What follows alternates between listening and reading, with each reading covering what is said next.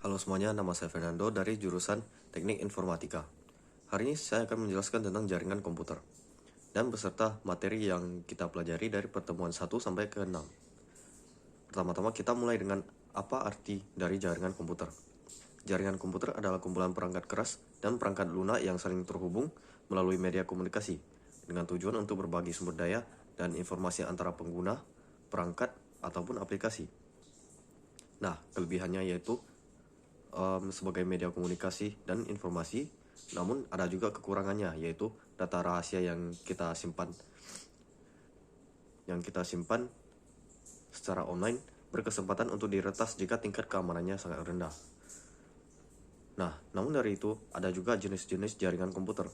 Yang pertama seperti peer-to-peer, yang artinya model jaringan di mana setiap komputer berfungsi sebagai node yang setara, saling berbagi sumber daya tanpa server pusat. Kemudian yang jenis jaringan komputer kedua yaitu client server, yang artinya model di mana komputer atau perangkat klien meminta layanan atau sumber daya dari komputer lain atau perangkat server yang menyediakannya. Kemudian yang ketiga, hybrid, model topologi baru pada sebuah jaringan komputer yang tercipta dari gabungan dua atau lebih topologi jaringan yang berbeda jenis. Artinya yang gabungan dari peer-to-peer sama client server secara sekaligus. Kemudian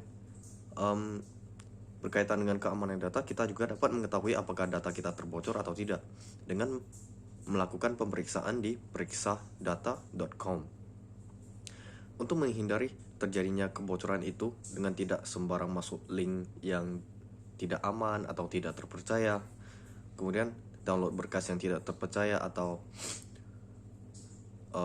mendownload berkas dari suatu website yang masih belum terverifikasi keamanannya, dan yang terakhir melakukan enkripsi pada data atau berkas kita, terutama yang penting.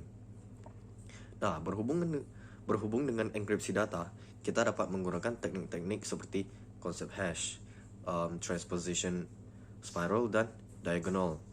Kemudian transposition ciphers, kemudian physical cryptography, teknik blocking, Vigenère cipher, and Caesar cipher. Untuk teknik-teknik kriptografi tersebut dapat dipraktikkan agar keamanan data kita terjaga dengan baik. Selanjutnya, transmisi, yaitu media yang menjadi penghubung antara perangkat satu dengan perangkat lainnya. Ada juga jenisnya berupa kabel dan wireless. Dari namanya kita sudah tahu bahwa ada juga perbedaan seperti kabel yang secara fisik begitu, yang hanya dapat dihubungkan kepada suatu perangkat atau contohnya seperti perangkat LAN, Local Area Network, untuk memberikan layanan kepada yang menggunakannya dengan biaya yang lebih murah, namun jangkauannya yang sangat kecil. Sedangkan yang wireless tidak diperlukan kabel untuk menghubungkan ke tiap perangkat dan menggunakan internet koneksi yang ada, sehingga jangkauan untuk transmisi tersebut relatif jauh ataupun luas. Namun, seiring berjalannya waktu, maka semakin pesat dan cepat evolusinya, sehingga dapat mendukung jenis kabel dan wireless yang lebih bagus untuk penggunaan yang lebih cepat dan juga untuk perangkat-perangkat yang lebih kekinian juga. Hasil bandwidth, atau yang artinya maksimal besar transfer yang dapat dilakukan pada satu waktu dalam pertukaran data menjadi lebih cepat, baik, dan fleksibel untuk mengirimkan data maupun menerima data.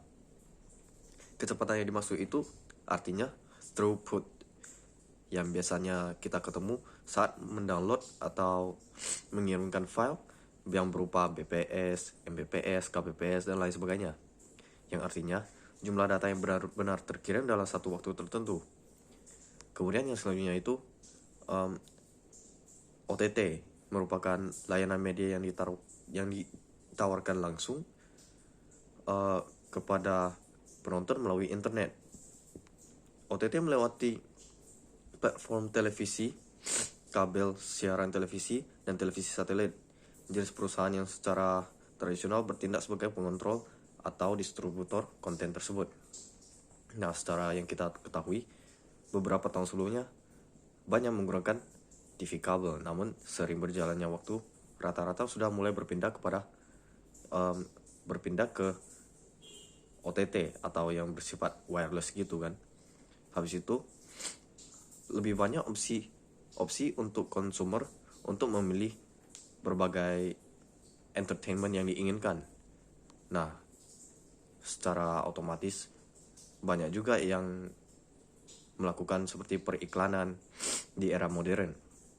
Nah, namun dengan itu di era modern para pengguna dapat mendaftar untuk mendapatkan layanan Netflix atau Spotify melalui internet saja, tidak perlu TV kabel lagi. Nah, dari gap tersebut kita dapat merasakan bahwa pesannya perkembangan dan evolusi juga. Nah, untuk platform OTT yang dimaksud itu adalah YouTube, Facebook, WhatsApp, X yang sebelumnya disebut sebagai Twitter.